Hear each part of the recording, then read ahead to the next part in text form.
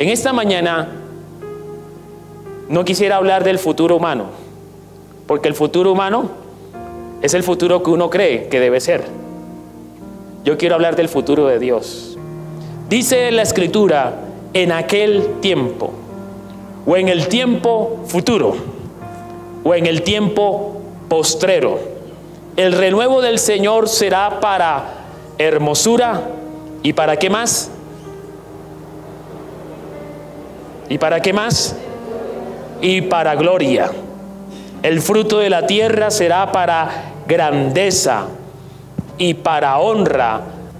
¿Para quiénes? Para los sobrevivientes de Israel. Las profecías de Isaías, hay que recalcar, son profecías que tienen múltiples cumplimientos en diferentes tiempos. Un cumplimiento para el tiempo inmediato de la historia de Israel, es decir, para el futuro cercano. Un cumplimiento que se llama también el cumplimiento mesiánico. Es el cumplimiento que tiene que ver con la llegada del Mesías. Y también las profecías de Isaías tienen que ver con el cumplimiento en los últimos tiempos. Entonces son tres momentos de cumplimientos. Es decir, que aquí hay una triple perspectiva histórica del cumplimiento de las profecías de Isaías. Es decir, que el futuro de Dios sí que es grande. Es decir, que el futuro de Dios sí que nos sobrepasa en nuestro entendimiento. Es decir, que el futuro de Dios sí que está por encima de nuestro tiempo. Cuando uno tiene su confianza en el futuro de Dios y uno logra entender esto, uno puede llevar una vida más llevadera frente a las adversidades y dificultades que enfrentamos en este mundo. El futuro de Dios para Israel es también el futuro de Dios para nosotros. Porque la Biblia en el Nuevo Testamento nos habla de que tú y yo pertenecemos al nuevo Israel. ¿Cómo se llama el nuevo Israel? El nuevo Israel es el nuevo pueblo de Dios y eso tiene nombre en el Nuevo Testamento. ¿Cómo se llama? La Iglesia de Jesucristo. Así que cuando tenemos una profecía que está dada para Israel, también en la perspectiva mesiánica es una profecía que tiene que ver con el nuevo pueblo de Dios. Lo primero que observamos aquí es que el futuro de Dios tiene dos connotaciones. Tiene y se manifiesta de dos maneras el futuro de Dios. La primera manera, el futuro de Dios es un futuro que manifiesta un tiempo de gloria, un tiempo de hermosura, un tiempo de bendición, un tiempo de libertad, de liberación, un tiempo de restauración. Un tiempo en el cual se manifiesta su gloria y se manifiesta su hermosura.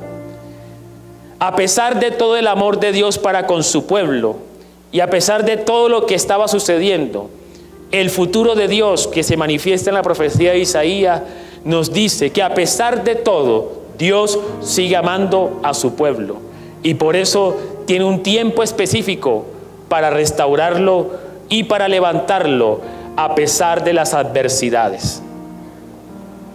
¿Usted sabía que estamos en el último tiempo? ¿Sí lo sabía? El último tiempo comenzó en el libro de los Hechos, capítulo 2, versículo 17. Dice, en los postreros días. ¿Qué significa eso? En los últimos tiempos.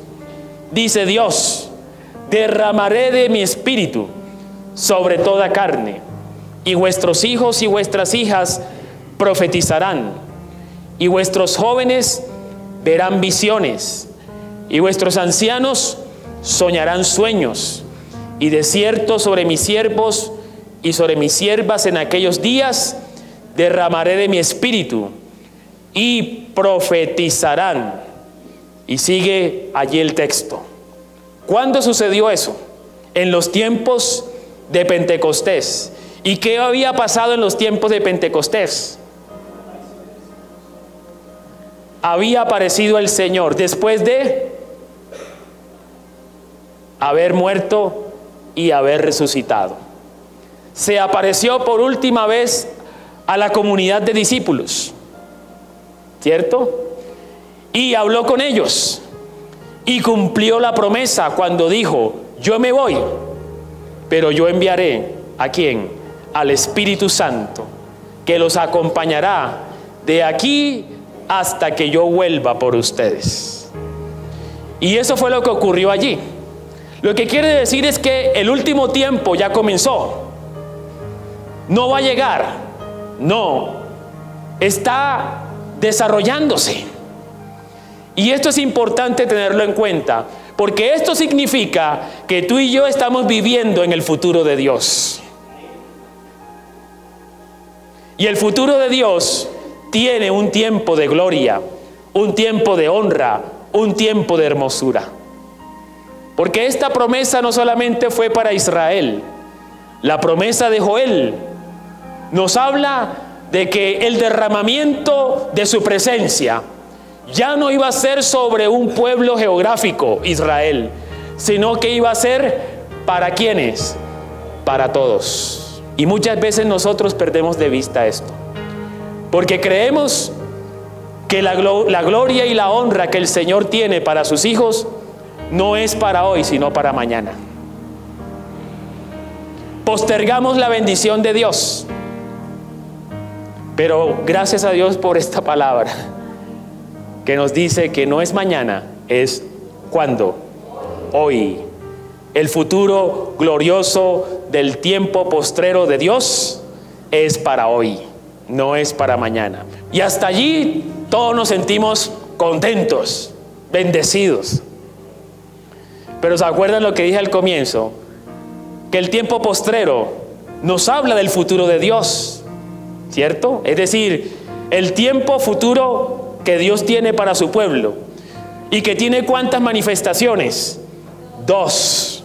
Ya hablamos de una.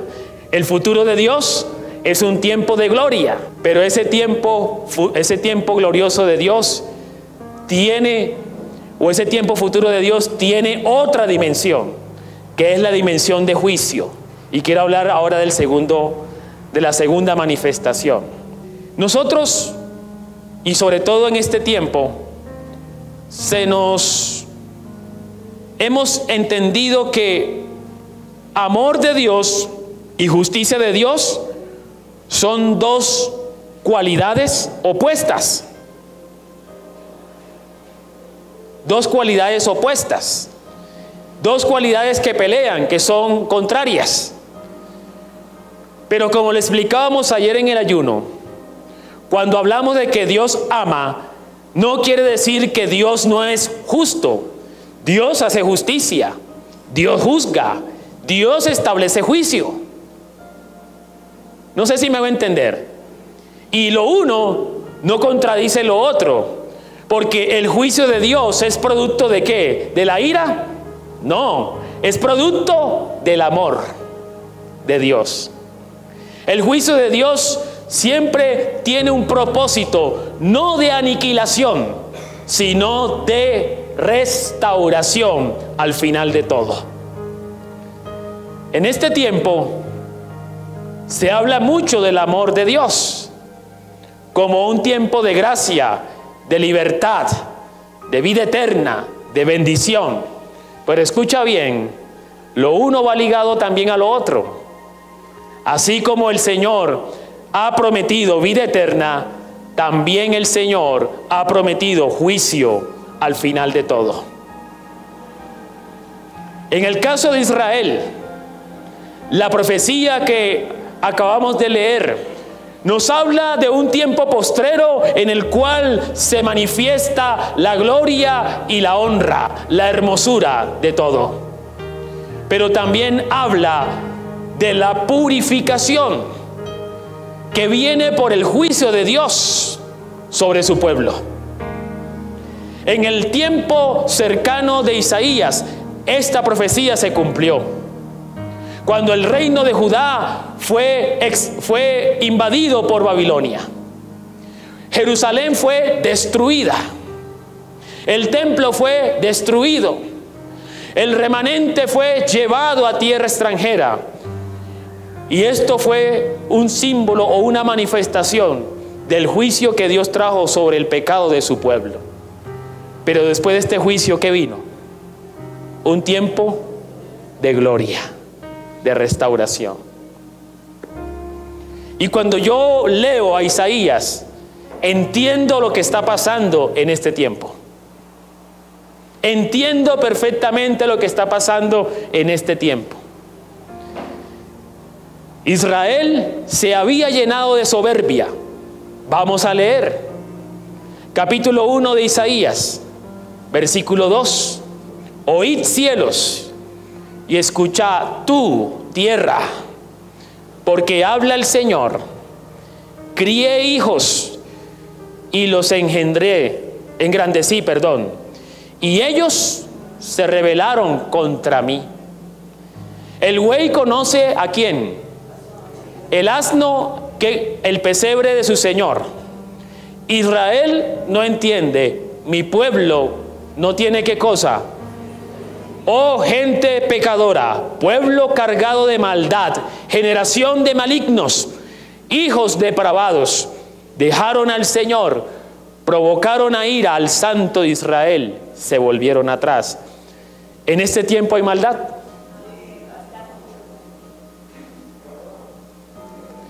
Y la maldad de este tiempo no solamente está en el mundo, también se vive en la iglesia del Señor. También se vive.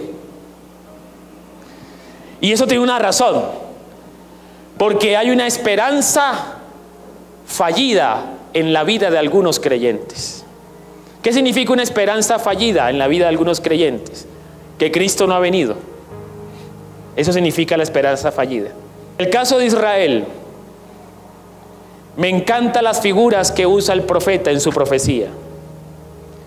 Porque él compara a Israel mucho más allá que un buey y que un asno, como le explicábamos ayer.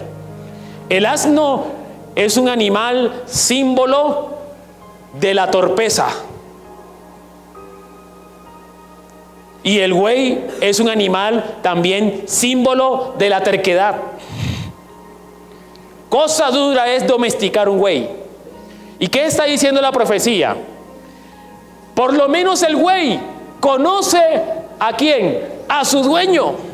Y por lo menos el asno conoce su lugar de refugio, su pesebre, como su establo. Pero Israel no conoce quién le dio el maná.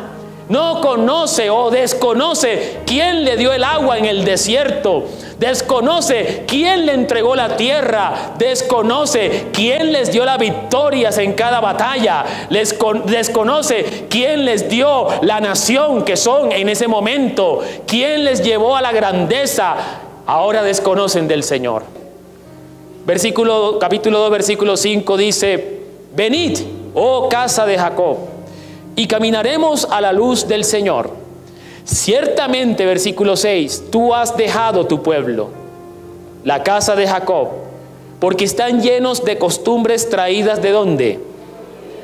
De agoreros, como los filisteos. ¿Y qué más hacen? Pactan con hijos de extranjeros. Su tierra está llena de plata y oro, sus tesoros no tienen fin. También está su tierra llena de caballos y sus carros son innumerables. Además, su tierra también está llena de ¿qué cosa? De ídolos. Y se han arrodillado ante la obra de sus manos y ante lo que fabricaron sus dedos. Y ahí usted puede seguir leyendo. No solamente Israel ha ignorado que Dios es su dueño, sino que se han inclinado y han imitado a las otras naciones. Se han untado de la cultura de las otras naciones paganas. Es decir, que han despreciado el proyecto de Dios para parecerse a las naciones paganas y acceder a la riqueza de ellos. Eso también tiene que ver con nuestra naturaleza humana. Cómo uno, al pertenecer al pueblo de Dios, la iglesia, también desconoce que el Señor es el que nos ha traído a salvación. Y además de eso, se inclina uno ante las ofertas del mundo. En este tiempo, la iglesia del Señor está pasando por una crisis. Porque la iglesia del Señor no es la luz que debe ser para el mundo. Y eso tiene mucho que ver por el desconocimiento de la palabra de Dios. Y en eso también tiene que ver la responsabilidad de los pastores que predican la palabra. Y también los creyentes que dependen más de lo que diga un predicador que de su estudio personal de la palabra. El Señor me llevaba para decirle a la iglesia que hay que tener conciencia de cuál es el propósito por el cual Dios nos trajo a salvación. Dios no nos trajo a salvación para imitar al mundo. Nos trajo a salvación para imitar el carácter de Cristo Jesús. Dios no nos trajo a salvación para inclinarnos ante los ídolos del mundo. ¿Cuáles son los ídolos del mundo? El dinero, el sexo. ¿Cuáles son los ídolos del mundo? La fama, el estatus. Esos son los ídolos del mundo. Nos ha llamado porque Él tiene un propósito distinto para nosotros. Y por eso estamos aquí. Israel olvidó quién es su dueño. Y al olvidar su dueño, también olvidó cuál fue su propósito cuando el dueño le escogió. Cuando uno olvida a Dios, también olvida el propósito de vida que Dios nos entregó en este mundo. Entonces, a raíz de eso, ¿qué trajo Dios sobre Israel? Juicio. Y el propósito del juicio no es aniquilar a su pueblo, porque cuando Dios castiga, cuando Dios juzga, Él juzga ¿por qué? Porque nos ama. Vamos a ver cómo funciona eso en el Nuevo Testamento. Vamos a leer Mateo 24. Versículo 3 dice: y estando él sentado en el monte de los olivos, los discípulos se le acercaron aparte, diciendo: Maestro, dinos cuándo serán estas cosas y qué señal habrá de tu venida. ¿Y qué señal habrá del fin del siglo? Es decir, del último tiempo. Y respondiendo Jesús les dijo: ojo pues, que nadie les eche carreta. Ojo pues, mirad que nadie os engañe. Porque vendrán muchos en mi nombre, diciendo: yo soy el Salvador.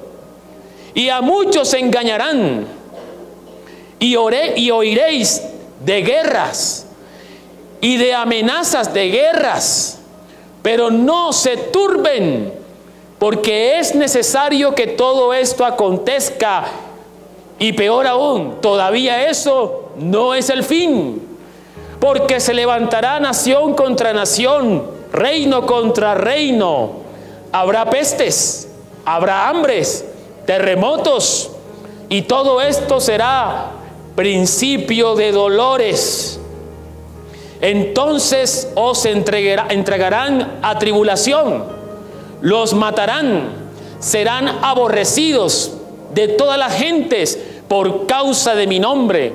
Muchos de los que siguen a Jesús tropezarán, se entregarán unos a otros, y unos a otros se aborrecerán, y muchos falsos profetas se levantarán y engañarán a muchos, y por haberse multiplicado la maldad, el amor de muchos Estamos en los últimos tiempos. ¿Y sabe qué es lo interesante? Que la maldad que se multiplica no solamente se multiplicó en el mundo, sino entre aquellos que seguían a Jesús. Entonces no hay que sorprenderse, mis hermanos y hermanas. Son señales de los últimos tiempos que ya comenzaron desde la ascensión de Jesús. El futuro de Dios es un futuro glorioso, pero también es un futuro de juicio. Tarde o temprano, cada uno da cuenta de sus obras ante la presencia de Dios. En este texto que leímos de Isaías se habla del renuevo de Dios, el renuevo de Jerusalén. En este texto de Isaías se habla de los que sobrevivieron. Más adelante, Isaías usa una palabra que es muy común que se llama el remanente. ¿Qué significa remanente? El grupo que se mantuvo a pesar de lo que sucedió. Y solo al remanente se le dio la oportunidad de entrar en el tiempo de restauración que Dios tenía para su pueblo en los tiempos del futuro cercano de Isaías. Porque ¿quiénes fueron los que volvieron otra vez a Jerusalén después de la destrucción y el exilio que sufrieron? Solo aquellos que permanecieron durante la esclavitud, fieles a Dios. Porque hubo otros que dijeron: preferimos más la riqueza de Babilonia que las promesas de Dios. Y para ellos no fue la promesa de restauración. Y no es que Dios haga acepción de personas. ¿Quiénes son los escogidos? El llamado de Dios es para todos. Dios está llamando al arrepentimiento. En el capítulo número 1 vemos un llamado al arrepentimiento. Ayer los que estuvieron en el ayuno, allí miramos el llamado al arrepentimiento que el profeta está haciendo. ¿Cómo entonces permanecer en el futuro glorioso de Dios? ¿Cómo no encontrarse que el futuro de Dios sea juicio para mí, sino que más bien sea un futuro de gloria y de honra? Solamente a través de una vida arrepentida. Por ejemplo, en el caso del profeta Isaías, en el capítulo 1, él hace un llamado. Después de hacer un diagnóstico sobre la situación de Israel, hace un llamado.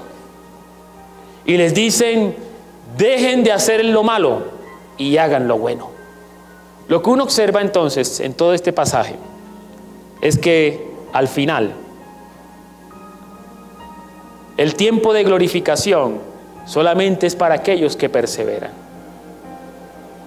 Por ejemplo, en el pasaje que leímos de Mateo 24, el versículo 13 dice: no importa que todo eso haya sucedido,